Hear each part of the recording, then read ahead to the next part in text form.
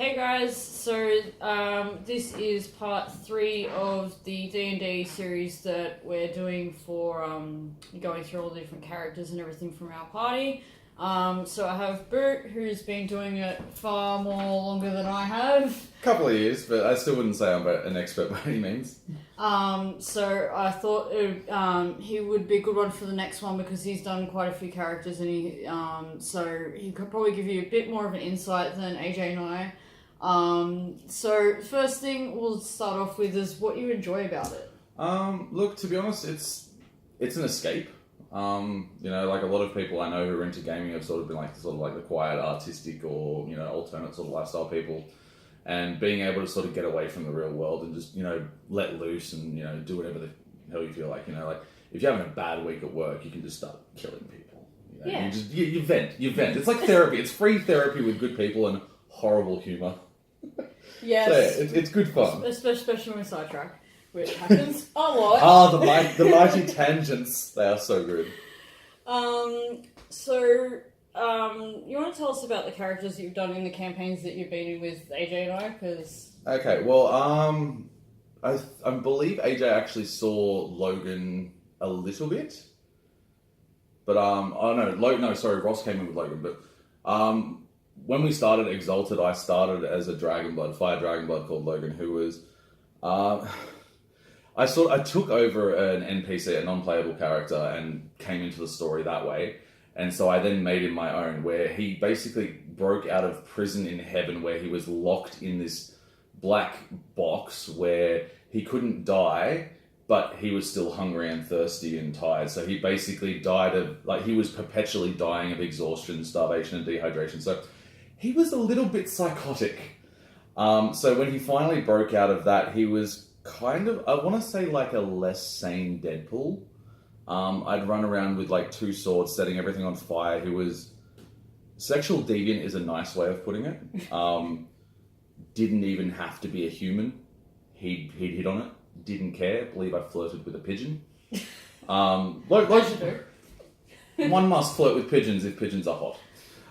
But yeah, so he was the first introduction into Exalted. But then after that, when AJ actually joined into the campaign, we were starting a brand new one, and I actually made a character called Gremlin, who was this sort of like eccentric little tinkerer. He was what we call a craft supernal. That was like their special super skill, and so he built these automatons that were essentially like he'd make like a golem of an animal or something, and then bring its soul back into life and basically give it like an immortal form. So he had a little clockwork owl called Archie, for example, Archimedes, which was like his graduation project. But he was also like a gun bunny, so he was making like all these weapons. He wound up being a little bit broken, to be honest, but just because he could make everything we ever needed. So He was fun to have around though. he was fun. He was a lot of fun, but he got a little bit to the point where he's like he could kind of make everything we needed. So I was like, eh. And then I started experimenting where.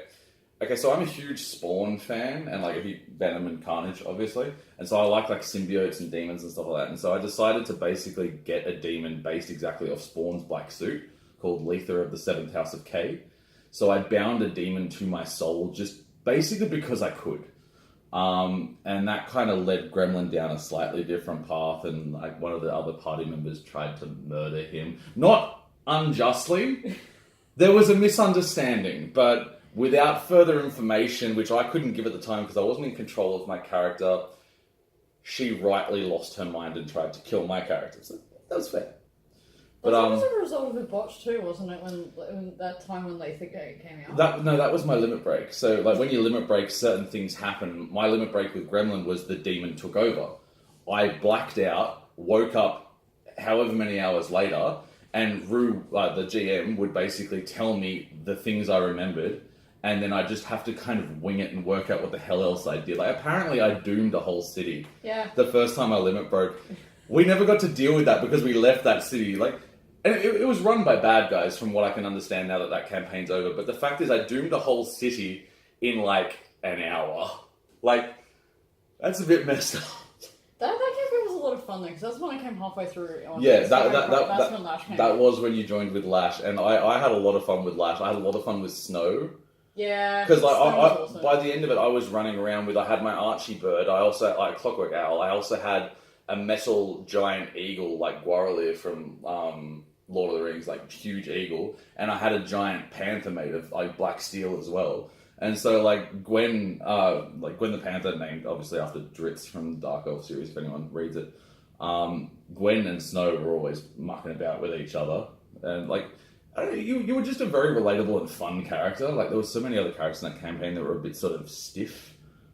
For Gremlin, he just wasn't quite that serious. It was more about, I've got a couple of serious goals in mind, but he's also quite fun and inventive and inquisitive. So yeah, it was good fun to muck around with him. But I've finally gone back to my original main archetype in role playing with my current one, which is Smoke. And I believe you've spoken about your Silas character. Oh yeah. Very similar to him. I've always been a big fan of the. I will murder anyone I choose. They will never see it coming, and I will just vanish into the mist. Like I love the assassin character, and so I finally made one with Smoke. He's got other names, obviously, but no one knows what he looks like. What his real names are. My character's also got amnesia, so quite frankly, Smoke doesn't know half of his own backstory. Boot does. Smoke hasn't got a clue, but he just kind of wings it and goes with it anyway. But he's very, very pragmatic, very much the job comes first. If I'm paid to do it, like he's got no morals. Like the one thing a couple of things I do know about his backstory, he's killed children. He's upset governments that were actually benevolent and put dictators in charge because that's what he was paid to do. He's very much this is my job, I do it to the letter. I don't have morals of my own. You pay me enough, I'll do it. Yeah, it's very similar to how I was playing with Silas until I got to the point where I couldn't play that. He's very difficult, especially with our group of players where you've got a lot of people talking over each other. We've got a lot of loud personalities in the group, like the players. Like I myself am a very loud person. We've got a lot of other people there that just, we get sidetracked so often.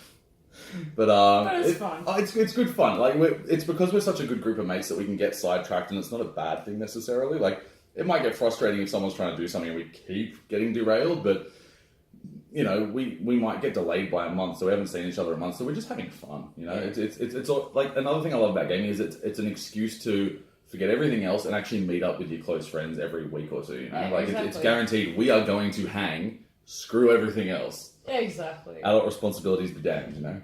And Rit was the other little interesting character. Rit but I know you're not going to say too much about that because you want to bring him back. Okay. Rit is His full name was Bodhisattva of the Written Word, which is flowery and wankery and like it. The whole point of Exalted is they've got these big over the top names. Everything's over the top with Exalted, and I love it.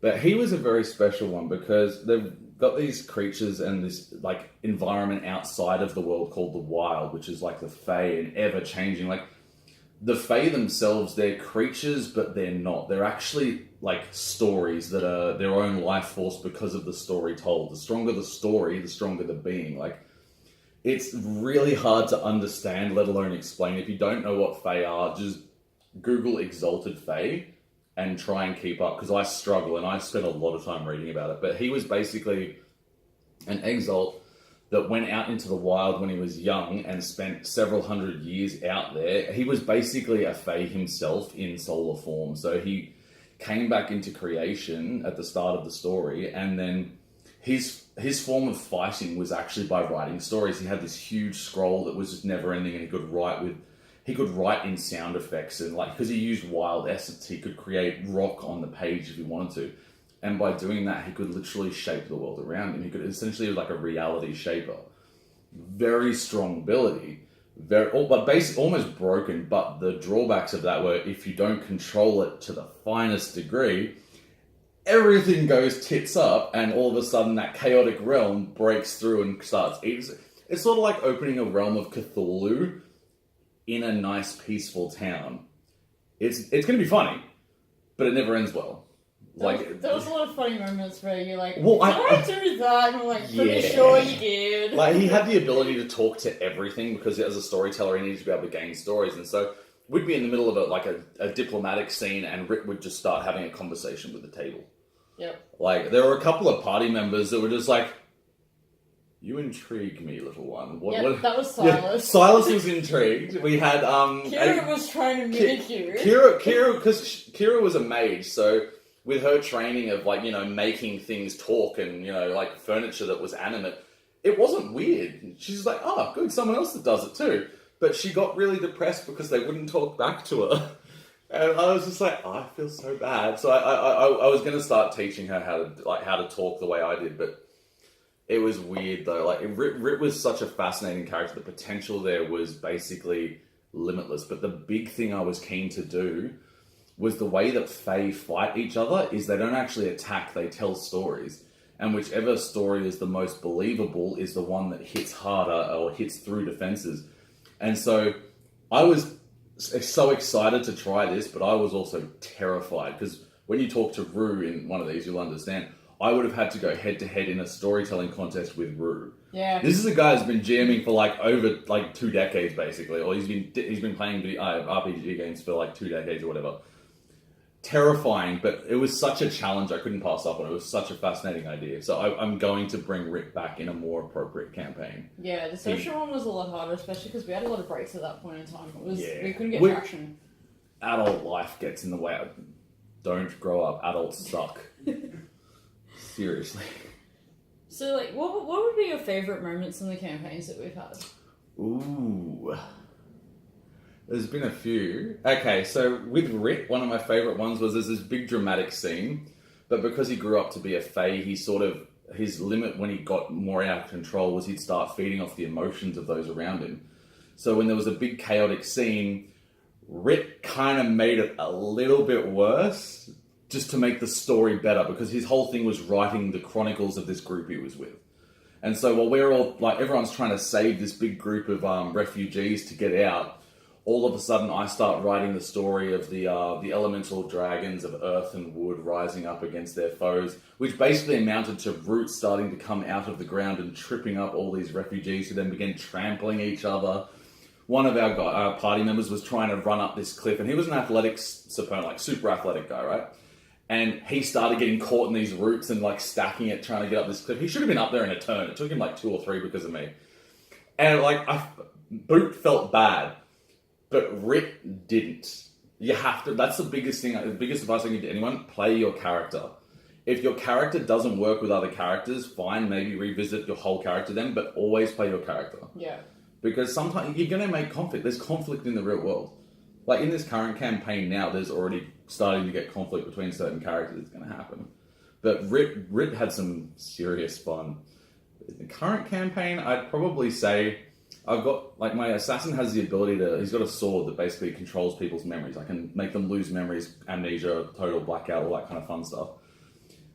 And we had a drug addict. Oh yeah, that guy. You remember the drug addict?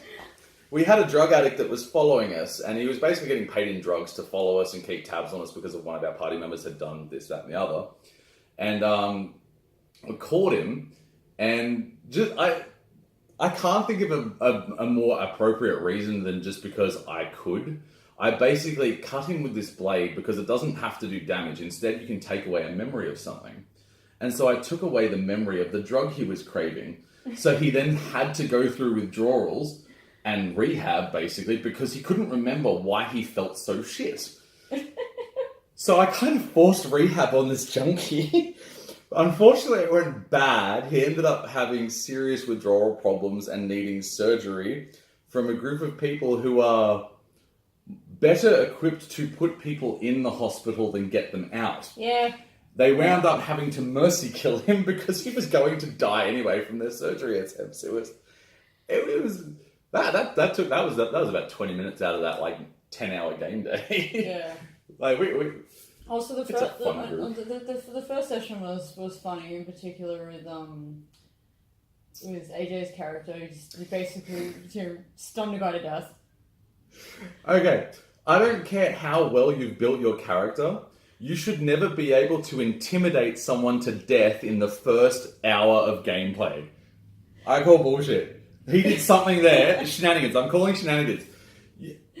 He literally just he grabbed him, pinned him on the table, told him, "You don't move or you're next," because I just killed someone. And the guy literally shat himself and died. I didn't even ask you, I asked you who sent it. Oh, that's right. Yeah, you're asking who sent it. My bad. AJ, everybody. But yeah, like, There's been some fun moments, and the campaign's only had 4 or 5 sessions. Yeah, we haven't had that So many we are sessions in the we are current still one. young in it. Yeah, So it's gonna be a long one, I think. yeah, for sure. Okay. What have you had any particular challenges with any of your characters? Okay, basically, I try to get each character and put them in a certain wheelhouse so that they can't. I don't like being able to do everything. It's part of the reason why I wasn't a fan of I kind of got over Gremlin towards the end. He sort of became able to do everything by building something that could do it. But I like to put them in a certain wheelhouse, so when they're in their wheelhouse, when their element, they're great, but then they actually quite often come up against challenges. Like, for example, with my current one, Smoke, he's going to come up against several challenges, including things like, open warfare for him is actually going to be a challenge. He is designed to stab someone in the kidney when they're not looking and they just go down, or he's going to poison them through food or through a needle or something. And if they catch him, he's actually quite good at one-on-one combat. The second there is more than one person there that I've got to focus on, I'm at a huge disadvantage. So, given our current party composition, which, if you ever talk to the controller of Dare, will become clear, we are going to be involved in war scenarios Oh yeah, all the time. We already are. We may have started a civil war as it is. Yeah.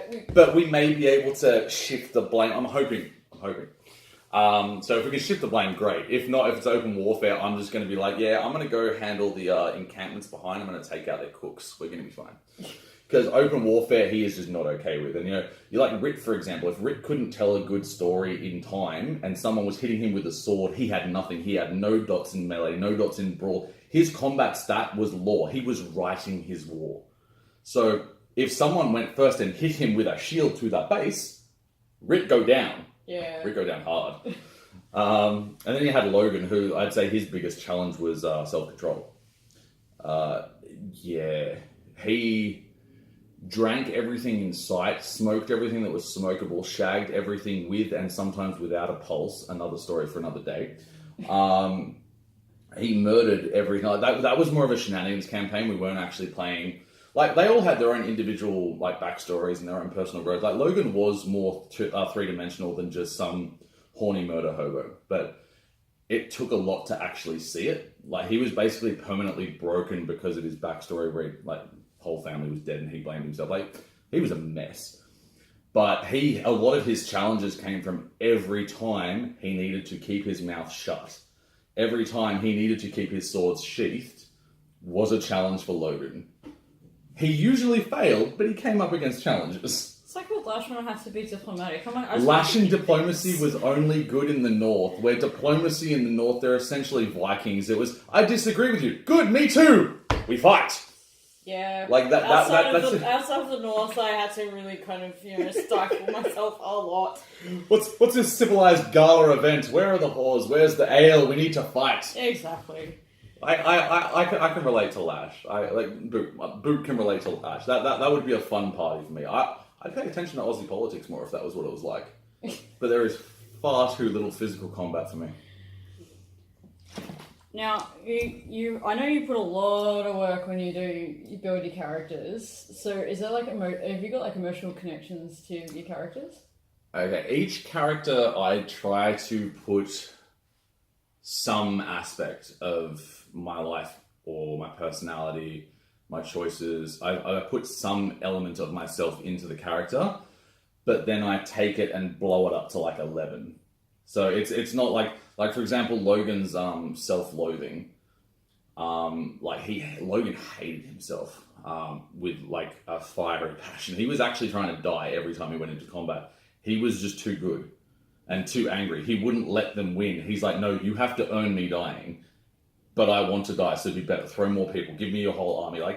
He literally got one of the big guys in our team to pick me up and throw me at the boss of an army, a whole army, like a baseball. I had no one around me at that time. Everyone else had to catch up because I just went, nah, great, throwing me. I'm like, oh! He wanted to die. So my self-loathing is nowhere near that bad, but, having messed up past and all that, we all have demons and whatnot. So I had times in my life where I wasn't feeling the best about myself, and so that part of myself was in Logan. Then I blew it up to 11. Then you've got Gremlin, who is very inquisitive, like how things work, take things apart. I've always been fascinated by that. And so I put that in Gremlin and it turned up to 11, where like he actually had an issue. If he saw something mechanical and he didn't have a chance to take it apart and work out what was going on, he'd kind of snap. Yeah. Like that was his issue. Like we had a companion in our party. One of our party members had a big, basically super technology T-Rex, if you know Zoids. Sort of like Zeke from Zoid. Called Zeke, funnily enough. And so as soon as I joined the party, I was just basically salivating over this technological marvel of a dinosaur. I was like, I need to take that apart now. But because it was a living thing, I wouldn't do it. But I was just like, I'll behave, I swear, just let me look. So, like the inquisitive nature was there. But again, you're always dialing up to 11 because I like to see, I guess, where that could go if the restraints were taken off in real life. Like where if I let it go too far, it could end up. Obviously not in the real world because I don't have a giant robotic dinosaur. I don't have a giant eagle that I can fly on. There are limits. I don't have a demon bound to my soul. I wish I had Carnage right now. But there are certain things that you can't equate for, but it's nice to be able to see where it could go. So I always try and put a little bit of myself in there somewhere.